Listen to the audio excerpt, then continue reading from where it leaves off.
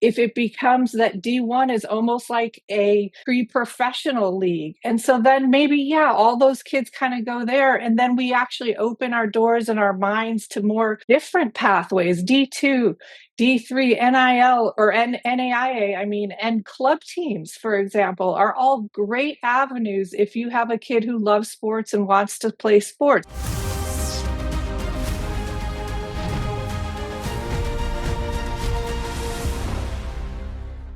Asia, welcome back to the podcast. Thank you so much, Erica. It's been about a year, but I'm really excited to join you again. Thank you for having me. I can't wait for this discussion because you're in the middle of the crazy college recruiting world and you're seeing a lot of these changes. You have three kids yourself who are in this world. So, we're going to dive into how college recruiting is changing very rapidly right now and how parents can really navigate this process and deal with the stress and not feel as overwhelmed. I know it's hard. I have a lot of parents come to me, Asia, who are just like, oh my gosh, college recruiting is so overwhelming. And I just really want to help them stay grounded today with your insights. So I think this will be really great. So maybe we can just start off with you wrote a really great article on some of these quick changes that are happening in the college space and what that means for the future of youth sports and our young athletes. So maybe you can just dive into more of that article. I'll also link it in the caption below because it's absolutely incredible. Yeah, thank you so much. Really, I wrote that article because I was a parent going through it as well. My daughter recently had a verbal commitment for a beach volleyball school. And so we were in the thick of it. And I know I was kind of following the headlines and what is happening. And I'm sure part of it is because of the work that I do. But I think a lot of parents were also seeing what all these changes were going to mean to them, and especially those in the thick of the process. So I wrote that to hopefully help parents sort of take a deep breath and step back, and it's all going to be okay. Because I do believe that, in fact, as I put in that article, I think some of these changes could end up being a positive thing for youth sports. And I know it doesn't feel like that because I know even myself, you're looking at, oh my gosh, now with NIL and the transfer portal and now these roster caps and all these changes, it feels like there's a scarcity mindset and that like there's less for the upcoming kids in sports. But really the truth of it is that it might open up new pathways, and it really sort of gives us an opportunity. Yes, there's a fork in the road, but maybe we can reset and we can actually see this as a positive. And so that's really why I wrote that article in the first place, for people like me going through it, to hopefully sort of calm our nerves and our anxiety around it. So that's a really interesting and positive perspective. I think with some of the new roster caps, people are like, oh, is it going to be harder to play at some of these top schools? Is club sports going to be more competitive, maybe more expensive? Like, how is this going to negatively affect us? But what are some maybe positive changes that may come from this? Yeah, and that it is like I want people to see the positive, but for sure all those things are happening, right? Like the caps on how many players every team can take, but there are those things, but really it is how you view it. And I think the positives could be, as I said, it could open a whole new pathway.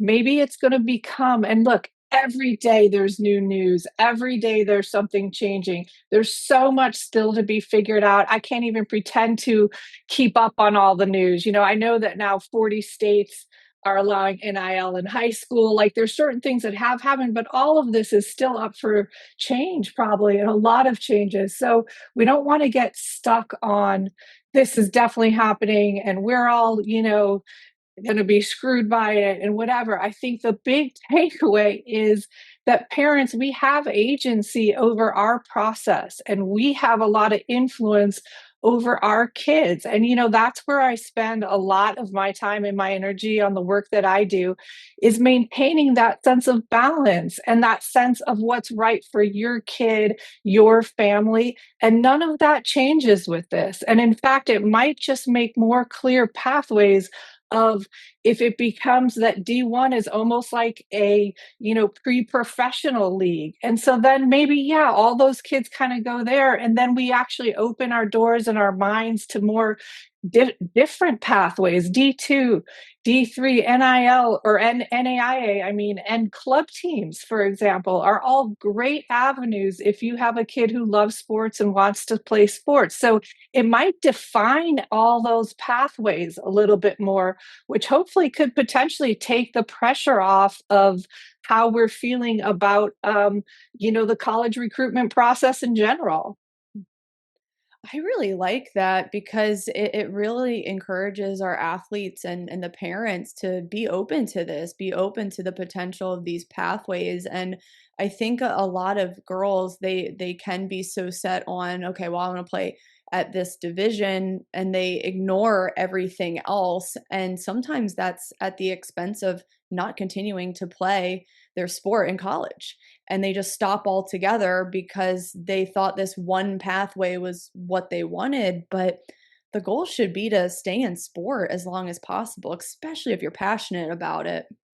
Yeah, no, 100%. And really, the goal should be to find a school that works for you, right? And if the academics fit and it's like in the, right part of the country for what you want as far as climate. And if there, there's a lot of things that go into these decisions. If sports is your number one, then obviously that can play a big role too. But you can almost find a level. I have my daughter's friend right now is going through this, where maybe lower D3s or D3s or lower D1s she was looking at. Now she's opening her eyes to club, and she's just like, yeah, I'm going to pick a school and then make the sports work. And that's not really realistic for many people who, if sports is the driving force there, right? You're not going to have that much choice unless you're like one of the top recruits in the country. But there is a place for everybody if you want to continue playing sports, which many won't and many don't, which is actually the biggest discussion of all, which is this is a very select few, anyways, going to play college sports. And so all this pressure, I think when the kids are younger, and now we look at the NIL and all this thing, it's going to add this pressure of earlier sports specialization, even separating out even more those who have and have not, because oh, if there's money at the end of this rainbow, for sure, that I'm going to get them in private trainings, I'm going to specialize, I'm going to do all this. And this is sort of what it could drive that way. And so it's even more important now than ever for us to stay grounded and balanced and see what they want to do, see what their level, of how much they want to dedicate towards their sport is, and sort of help them and guide them make these decisions from a balanced and more holistic point, and not just chasing that D1. And I have ideas about that too. Like, I think, and I'm trying to put this out there all the time, Erica, is that as parents, we need to expose them to D2s, D3s, NAIA, take them to those campuses, buy those sweatshirts and coffee mugs, talk about them, watch them on TV. I think part of this is really in our hands as parents. Yes, some of it is going to be driven by, what they see out there on social media and what their friends are doing. But I think that we can really have some effect on our kids as a whole if we start to take this more inclusive view of where they can play sports and what that looks like. I think that's such great advice, is to expose their children to these schools, because I think a lot of these kids just don't know these amazing programs, both sports and academically, exist. They just look at the big name schools and assume, okay, that's the that's the only pathway to go. But it's so funny you mentioned that, because last year I was watching the D3 soccer NCAA tournament, and then I was also watching some of the junior college games, and I was like watching these games like, wow, this is high level. This is competitive. Man, I really like their style of play. Like this would have been a cool program. So I think when you expose kids to that, they can get excited about it and be like, wow, this is still a really good level. I'm still going to develop as a player. Oh, I also like this campus too, or they have my major. So Yes. that's like really good advice. It's so important, and I love that you were watching that, and that brings up such a great point. The junior college, I think they're changing rules with that now where it won't count towards your eligibility. And that can be a great path, both financially and as developmentally. So, like, let's say you're a late bloomer, it gives you that extra little buffer time to really sort of develop your skills and grow into yourself as a player and open up your options. So, there are so many different options out there, and it's really helping your kid and being open and making sure the language that you use and how you talk about it and what you say. Like if you're going Stanford or bust from the jump, when they're out of the womb, that's a lot of pressure on a kid because there's a tiny percentage of kids that are going to be playing a sport at Stanford or UCLA or any of these top schools. So it's really a lot that we can control with how we talk about it and what we expose them to. It was interesting. I had a former UNC women's player on the podcast the other day, and she's now the GM for Gotham FC, Yale Iverbook. She's amazing, but she was saying how it was her dream to always play for UNC since a really young age. And her parents never pushed on her, but they got involved in the sense of asking her questions. Okay, do you understand what it takes to play at this level? Do you understand what Mhm. Anson's culture is? And kind of guiding her in that way instead of saying, oh, like, yeah, you can definitely go there. They were like, no, this is what it takes and just be aware of this. And then she went all in, worked her butt off, and ended up going to UNC. But I think that type of involvement for parents is key, is like being realistic with, okay, like what level can my kid play at, and asking them, hey, are you willing to do this to get to that? Yeah, 100%. And that is like, so she's obviously an incredible athlete and was an incredible soccer player. And I always like to joke that like parenting those kids is a lot easier, right? Like you have to like not screw it up maybe and ask those questions. I think just to be real, it's like so many of us with these kids in that potential category, right? It's like they're good, they're not great yet, you know, so you're like trying to push, you're trying to guide, you're trying to help. I know I got stuck in that. And it's a dangerous, dangerous place to live because you're feeling like you have control and you do to a certain extent over some of that journey, but that can really be a very subtle line. And I love talking about that because I think that's where most of us live, right?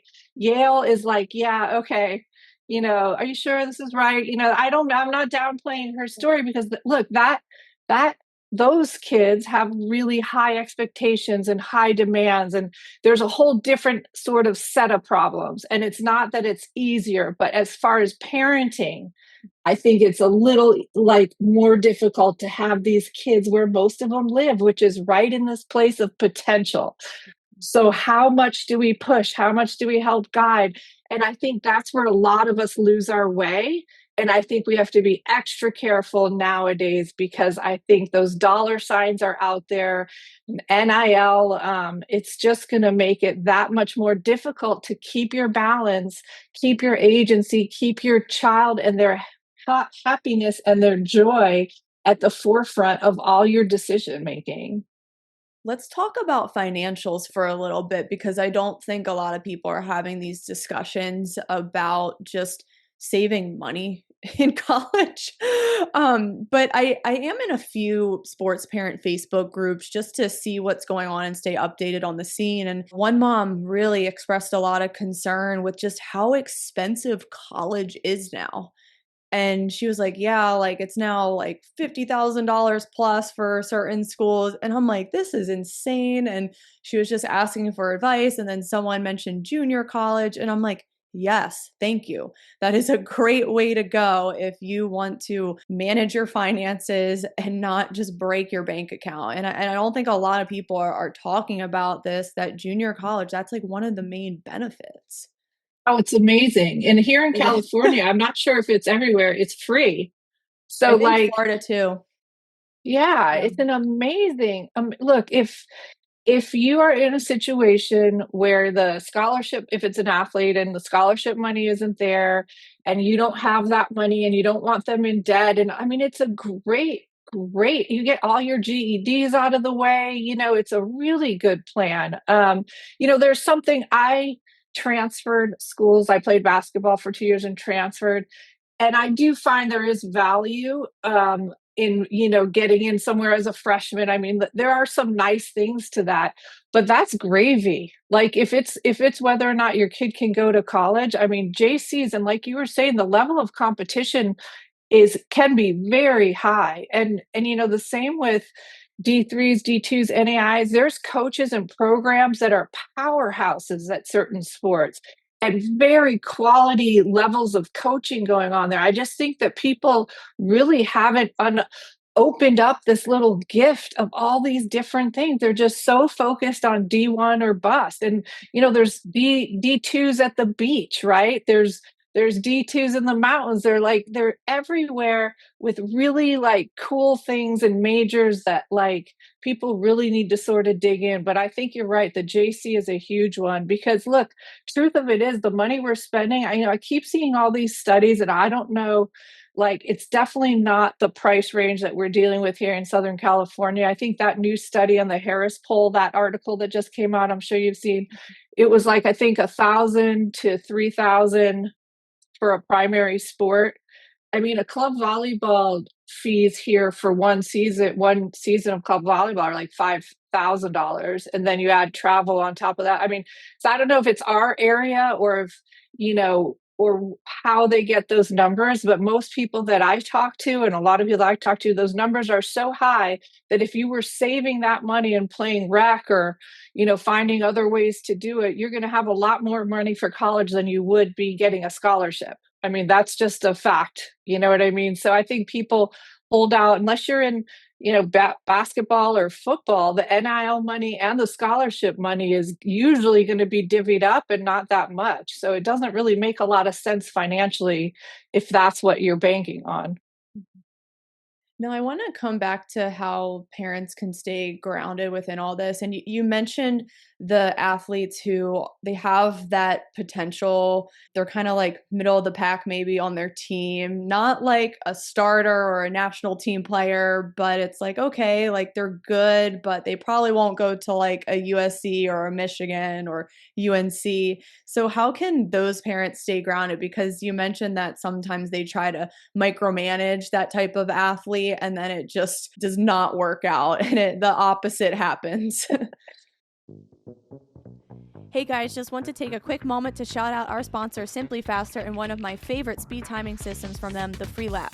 I use it for my own sprint training as well as for my athletes, and they love it. It's super easy to set up, you can take it to the field on your own, and you can get accurate speed times to track your progress. Check the Freelap link in the caption below to start adding timing into your speed sessions. If you know me, you know I love my Freelap. If you're serious about speed, it's time to start timing. 100%. And as I said, I am guilty of that. I have, when you're especially, it's hard when your kids are younger and it's so much fun and they're go, go, go, and they want to do everything.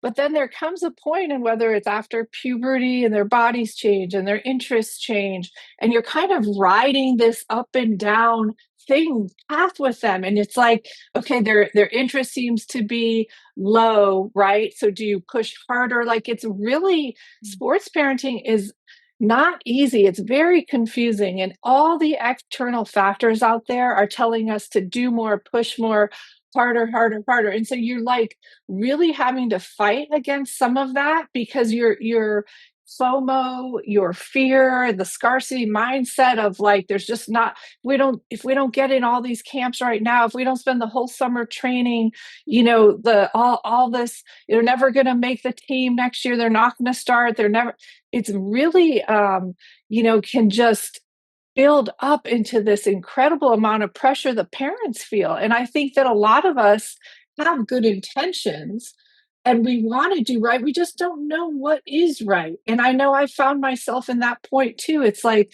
okay, she needs a little push now.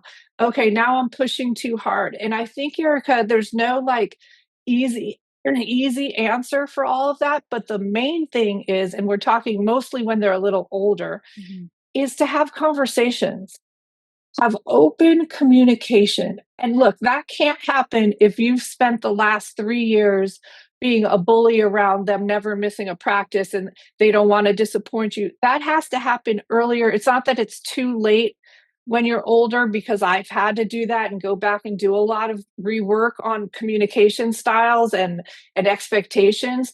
But it's so important to let them know that you're willing to listen to them, hear them, and adjust and work with them. It's their journey. It's not yours. And I'm not saying that like we can't give them a little push or remind them. What I do with my daughters, because sometimes I can drive them batty with my like, well, did you do this? Are you eating this? Where I say, how much do you want me to remind you? How much do you want me involved? We have discussions about it. And sometimes it changes throughout the course. But I have noticed that, like, when we have those conversations, the expectations are set, the goals are set. Because if they have a goal of something and they're not doing anything to reach it, then we need to have another discussion about that. Maybe your goal needs to change. Maybe it's not to play D1 soccer. Maybe it's to play club or not play soccer. But let's meet that, so as together as a family unit, as me and you, we can come together on what we're doing here. Because I think a lot of times it changes for the athlete, but the parents aren't changing with it. And it might be because the kid's not communicating that because they don't feel safe to communicate that. So I know I've just said a lot about it, but the bottom line is open communication and really listening, because sometimes they just need a day off. Sometimes they need to know that you care more about them than if they get to that practice. And that can just be like, hey, let's go to practice. And then surprise, let's go get ice cream. Screw practice today. Or it could be a whole season they need off. It could be whatever they need, but it's really listening to them, because in the end, it's their journey. And if they're not behind it at a certain age, it's not going to happen anyways. And so all of your pushing, all of your forcing, all of your pressuring is really just losing their joy for the sport, for the child, and causing friction between you and them. Now, when your oldest was making the decision to continue in college, how did that discussion go? Did she have a certain list of schools and then go to a completely different school, or did she go where she wanted? How did that work? And how did you guys talk as mom and daughter about it? So I have one who plays soccer at Ohio State Yeah. and one who's committed for beach volleyball. Yeah, the beach volleyball. Um, Yeah. So she's my current one. And it was all over the place. At first she always wanted, and this is the kind of thing that I think some parents are looking for to understand when their kids are younger. She always wanted to play volleyball. Like, it was never, I don't know. I'm not sure. She was watching beach volleyball all the time. She was watching indoor volleyball. I mean, she has probably seen every old school, like gone back and watched Karch Karai matches. She read a book. I mean, there are things, and this isn't going to be every child. Is like my middle daughter who plays soccer. She wasn't watching a ton of films. So I'm not saying that's the signpost that everyone should look for. But I think there's an overall love of it, always wanting to go to practice. Can I go to a second practice? And the joy of the sport. And really, it was like, what level are we at? And that's a scary thing, right? She wasn't like a top 20, 50 player in the country, or in soccer, hundreds of players. So you're like, okay, where do we fit in all of this? Is she a top? And so the world tells you, you go to camps and you send emails and you get feedback of where you kind of land. I think there's not such a huge mystery that parents are trying to solve. And I think some parents like want to hold on to this, maybe there's a chance thing, but the feedback you get will kind of tell you where they belong. And if you're not getting a lot of emails back or answered, or they come watch you one time and ghost you, then maybe you got to kind of look lower, and you have to look at, out, like, just like we're talking about all these other Division 2, Division 3, and the IA club, whatever. In soccer, there's so many places they can play. It's really exciting. And I do think if you love it and you've been playing, there's a place for you. And so it's really helping them find that place, because the truth is, and here's a good story, same thing for like academics. If you're the one pushing, if you're the one saying, no, you have to go to this training, you have to do this, you have to do this, and they get to a certain place, it's not going to be the right fit for them. Okay, because if their own work ethic, mindset, desire to play doesn't match a top D1 school, they're going to get there and really quickly figure out that that's not the right fit for them.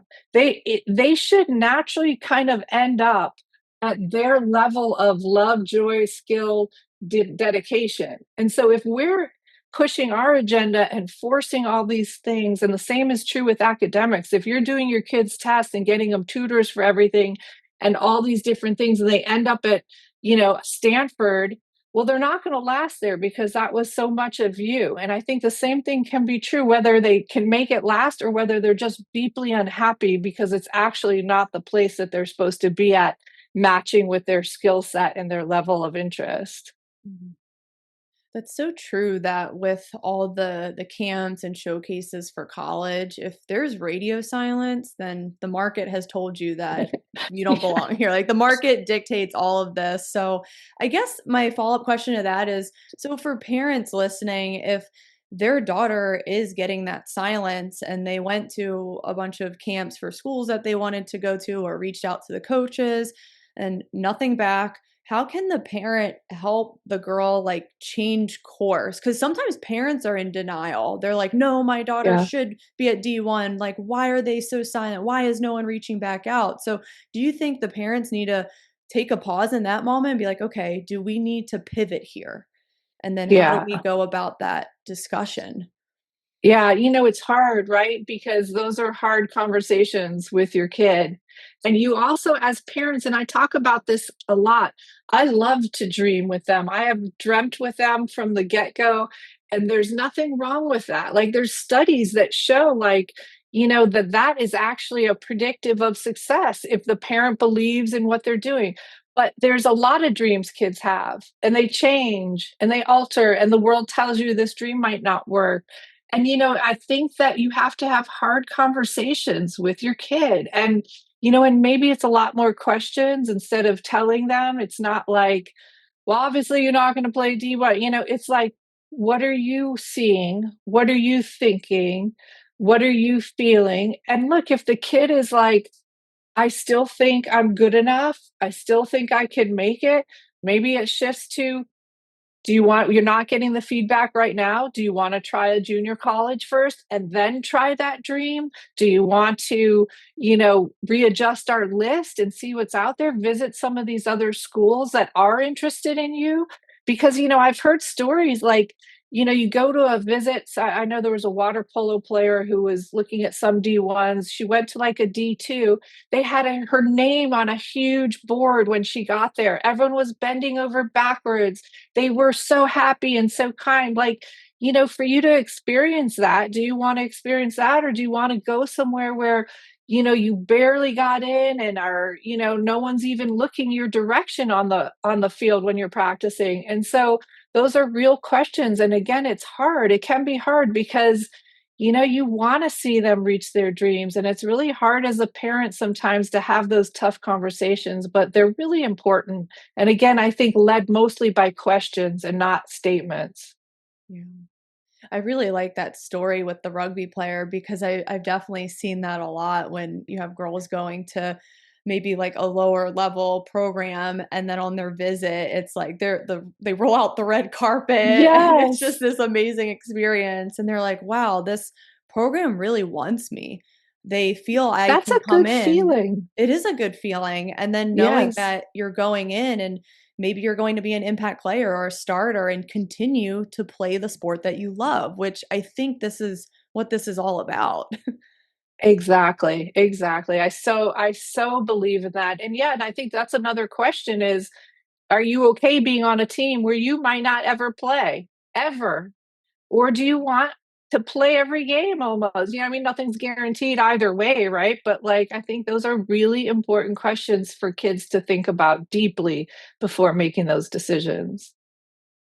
Now, when did you start worrying or I guess thinking about the college recruiting process? Like how old, like should it be as early as 8th grade, ninth grade, or should girls actually wait until coaches can talk to them more? Like what from the parents' perspective would you say? Oh, yeah. Trying to remember for my kids, I feel like it was probably, I mean, you're making some of those choices young Mhm. because you're deciding, like for our oldest daughter, who was a really good water polo player, you're picking a high school based on, okay, that's your water polo coach and he's great and he coaches Olympic level. So sometimes I think the truth is, Erica, that we're all probably thinking about it a lot earlier than we should. I would say some of us way too early, when but realistically, I think the longer you wait, like even the longer you wait to specialize in a sport, the better you're going to be, the better matched you're going to be in the sport you're going to play, the better you've thought about what's really important and not locked in. Because I think what does happen, oh, we chose this high school, we'll use myself as an example. Um, then when she doesn't want to play, it just feels even that much bigger, because we've made choices. And I think that's sort of minor, the high school, maybe not to some people, but there are people that are moving to another state for their kids' sports. They're moving their whole families, and that to me is mind blowing. And look, if you're going to be the next, Serena Williams, or like, you have this incredible opportunity. I mean, it's hard to say no when especially the kid is driven for that, like if that's what it takes, but those are so far and few between, right? That to just for the average person to move all over their state or to another state for that just feels like a huge amount of pressure.